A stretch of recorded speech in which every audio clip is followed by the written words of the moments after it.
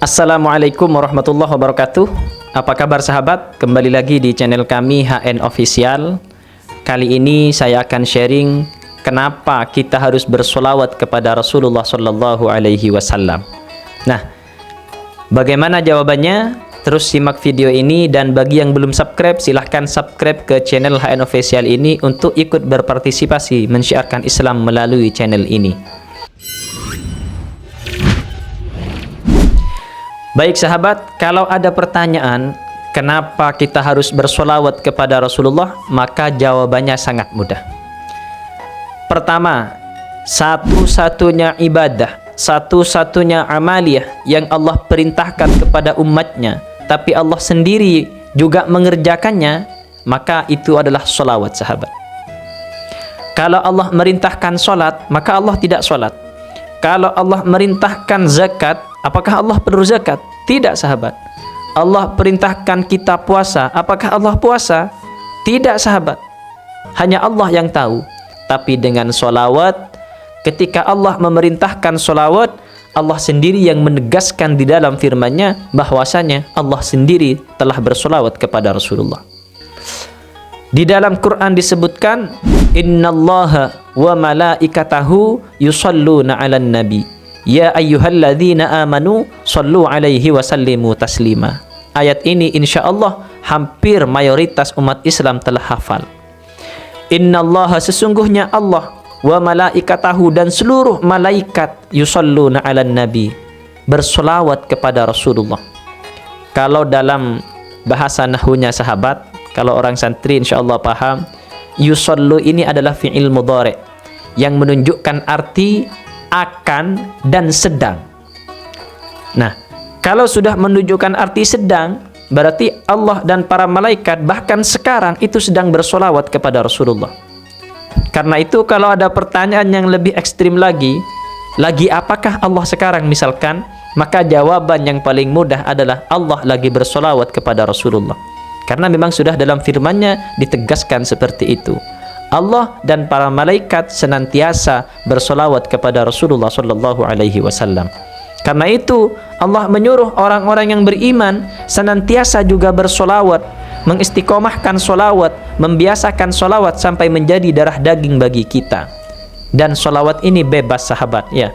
Seperti apapun solawatnya, yang penting memuji kepada Rasulullah Sallallahu Alaihi Wasallam. Jadi ini alasan yang pertama, kenapa kita itu harus bersolawat kepada Rasulullah. Karena Allah sendiri itu bersolawat kepada Rasulullah Sallallahu Alaihi Wasallam. Kemudian yang kedua, kenapa kita harus bersolawat sahabat? Karena kalau kita tahu satu-satunya ibadah, satu-satunya zikir yang pasti diterima oleh Allah adalah solawat sahabat. Kalau kita beristighfar, itu belum tentu istighfar kita diterima oleh Allah. Apalagi kalau kita dalam keadaan tidak khusyuk misalkan, dalam keadaan main-main misalkan, belum tentu diterima. Tapi dengan bersolawat, khusyuk tidak khusyuk, dalam keadaan seperti apapun, yang penting jangan ketika sedang kita buang hajat, maka insya Allah solawat kita akan tetap diterima oleh Allah Subhanahu wa Ta'ala. Kenapa demikian? Karena memang solawat ini amalan yang paling dicintai oleh Allah. Kalau kita tahu artinya solawat sahabat, ya, contohnya misalkan sallallahu ala Muhammad. Shalla, mudah-mudahan Allah memberikan rahmat ala Muhammadin, kepada Nabi Muhammad. Pujian kita kepada Nabi Muhammad. Atau bisa diartikan lagi, sallallahu, mudah-mudahan Allah memberikan solawatnya ala Muhammadin, kepada Nabi Muhammad. Nah, kita meminta Allah untuk memberikan solawat kepada Nabi Muhammad. Kenapa solawat ini sudah pasti diterima oleh Allah? Karena permohonan kita dalam mengartikan solawat ini bukan untuk diri kita sahabat, melainkan untuk Rasulullah Sallallahu Alaihi Wasallam. Jadi amalan yang paling enak, yang paling simple, yang paling mudah, yang paling dahsyat, bahkan yang paling banyak manfaatnya adalah membaca solawat sahabat. Ketika beristighfar, belum tentu istighfar kita diterima oleh Allah. Tapi dengan bersolawat, kita sudah diampuni 10 dosanya oleh Allah. Kata siapa? Rasulullah bersabda, "Man shalla alayya salatan wahidatan sallallahu alaihi biha asyra. Kalau kita bersolawat kepada Rasulullah satu kali saja, kata Rasulullah, maka Allah telah bersolawat kepada kita sebanyak 10 kali, sahabat. Coba bayangkan, kita hanya mendoakan rahmat kepada Rasulullah satu kali, tapi Allah mendoakan kita rahmat sebanyak 10 kali.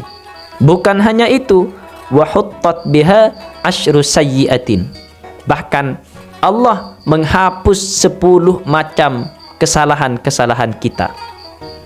Kesalahan kita dihapus oleh Allah, sahabat. Kalau kita beristighfar, maka mungkin dosa-dosa kita, satu dosa kita akan dihapus oleh Allah. Tapi dengan bersolawat satu kali, 10 kesalahan kita dihapus oleh Allah.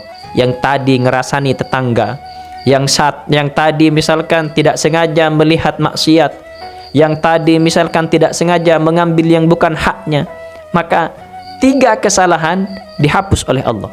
Sampai 10 kesalahan dihapus oleh Allah dengan hanya membaca satu kali sholawat.